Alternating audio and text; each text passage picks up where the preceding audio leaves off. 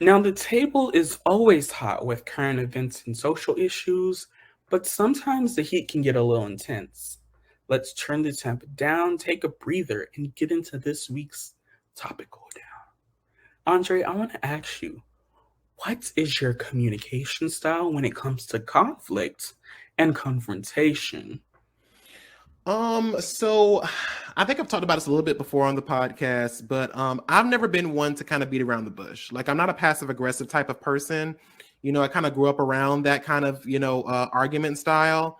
For Mhm. me personally, I don't have time to beat around the bush. I don't have time to help you figure it out or whatever. Like I'm going to tell you up front, hey, you said this hurt me. This may not have been your intention, but I was hurt.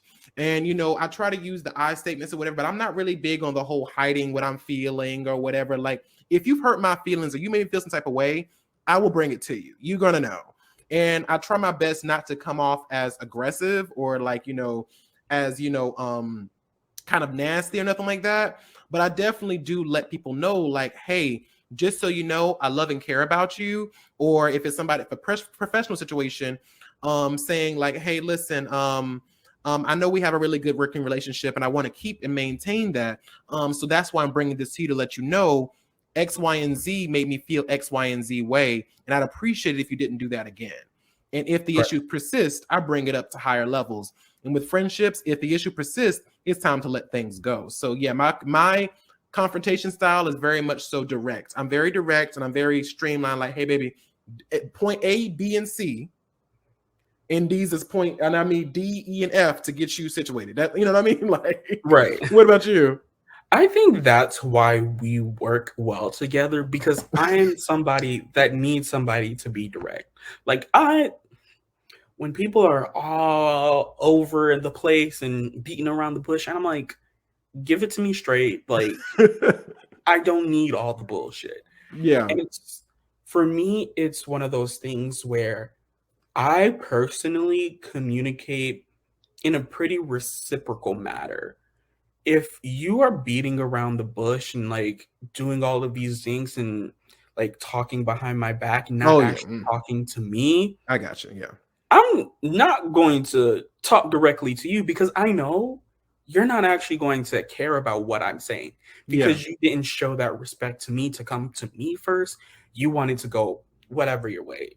So, when it comes to different types of conflict and confrontation, I am the most confrontational person with social anxiety that you will meet. Like, I don't want to be confrontational and Yeah. deal with conflict and anything like that, but if I have to, I will. Mhm. And a lot of the times, it's me being like, since you don't want to respect me with direct communication, you're done. You're out of here. Exactly. I don't have my scissors, but snip, Yeah. snip, Exactly. cut off. But no, and I also expect that from people in my life. Like I Right, don't like, especially in relationships, romantic or platonic. I'm very much so need people in my life who are also direct with their feelings too. So right, like, if you're feeling some type of way and I don't know, and you're kind of giving me, and I think what really gets me is that some people try to make you feel like you're crazy when you notice the energy in the relationship has shifted. It's like you're sitting here telling me that there's nothing wrong, but the subtle things that you are doing is showing me that there is something wrong, and you're just not telling me. I don't have time for people who navigate life that way. Some people have right. the patience for that, to be like, oh babe, tell me, oh, I'll get back and forth, whatever. I'm not doing that. If you are not mature enough to let me know what's wrong, then you are obviously not mature enough to have the kind of relationship I want us to have. Right. Patience is a virtue, and it's a virtue I choose to have and choose not to have whenever I need to.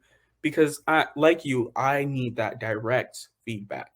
And when I'm going through something, if I have a problem with somebody, I follow the rule of if I don't say something within 48 hours, then it's obviously not important enough for me to just like think about anymore. So it's like 2 days pass and I haven't confronted somebody about something, then obviously it wasn't pressing enough for me to confront them during that time. And it's Mm-hmm. not that, you know, pressing to hold a grudge or hold it in. And it's like, I'm going to release this, let it go, and move on. Yeah, I think a lot of people have a big problem with that too. Like also understanding that once you confront someone about something and they make the necessary changes, let it go. You can't say, "Oh, I've forgiven you," or "Oh, it's good now," and then turn around and do the same shit, or turn around and bring up that shit over and over again. Like that's why I think we talked about this a little bit in when we talked about cheating. But it's like, you know, if you decide to forgive someone for something, you are giving them a blank slate. Now, don't get me wrong. I'm not saying that you need to forget what happened, but you're saying I have restored that trust in our friendship or in our relationship now. So even though I'm aware of what you did before, I am telling you now that I moved past that. You can't move past something if you keep bringing it up and you keep bringing it and throwing it back at somebody's face. If that's the case, then you never really forgive them. You never forgave them in the first place. Right. You never let it go. So I think that there's a lot of people in the world who don't know how to do that. Like I don't hold grudges. If I don't like you, I just don't like you. Like we're just done. You know what I'm Period. saying? Like Like I don't have the energy to give you that energy. If exactly. I actively hate you and despise you, I'm not going to spend the energy hating on you. I'm going to let you go and do whatever you need to do. Have the life you deserve. Exactly. Now, so many children grow up never knowing the full scope of what their culture has contributed to society and history. So it's time for a change. Let's take a pause, rewind, and remind the world just how we did that. In an article written by MIT's program, we learned that African American inventor Marie Van Brittan Brown contributed to a safer society with her invention of the first home security system.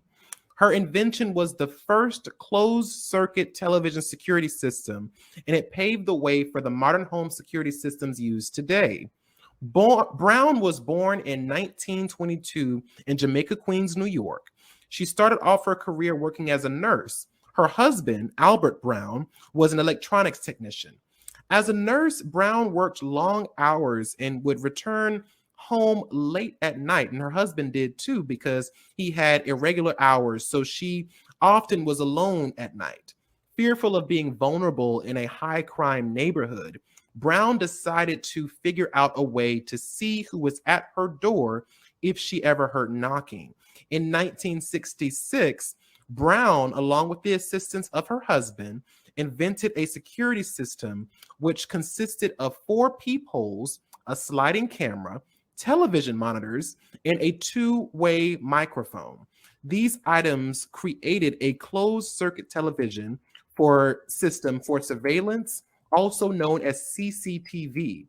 With multiple peepholes, the sliding camera was able to capture images of people who were at different heights. The two-way microphone allowed Brown to communicate with the person outside. She also had a remote that would allow her to unlock the door at a safe distance.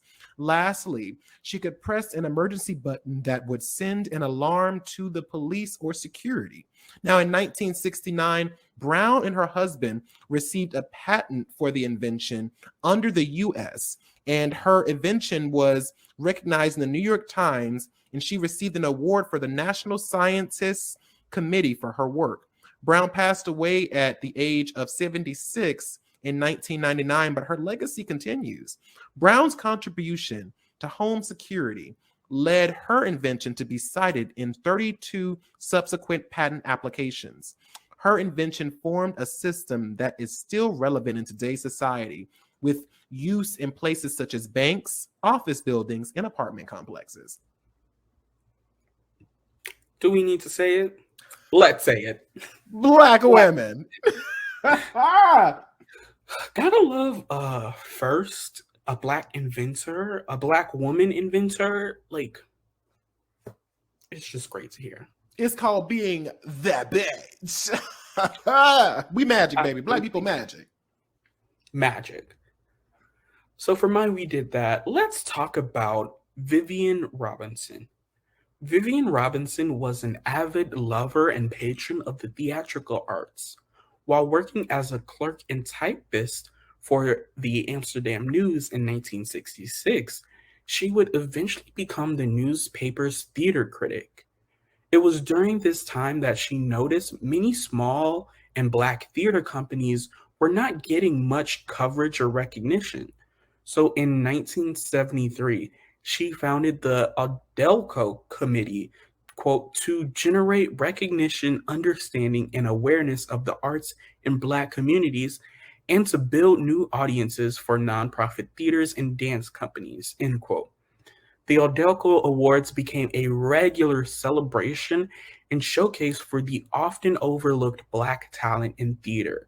Robinson and the Audelco Awards helped to reshape Black portrayals in theater by promoting meaningful portrayals of Black people in roles that uplifted Black pride and dignity during a time when very few of those roles even existed. Although Robinson passed away in 1996 due to heart failure, her legacy of the Audelco Committee lives on with them celebrating their 49th annual Audelco Awards this past year, 2021. The flavors are melting on my tongue. Once Oh again, Black God. women Black doing the damn women thing. consistently. I just love hearing about this stuff because it's so crazy that I didn't even know that a Black woman invented the closed circuit television and security system. I didn't even know that. Right. Or to know that we created our own Black women created a Black recognition award ceremony. Like, come on. It's giving. It's just giving. It's just giving. It's just giving. Now, as always, thank you all so much for watching and keep the conversation going down in the comment box below. Don't forget to give this video a thumbs up. And if you are listening to us on our podcast, please rate and review on whatever platform you're using. You can also follow our podcast on Instagram and TikTok at the Melanin Margin for updates of new content. And if you like to follow each of us, our handles are at Daquon MUE and at Andre Talks a Lot. Now we will see you all next time on the Melanin Margin, where our goal is always to bring the marginalized to the spotlight in any way we can. Goodbye now.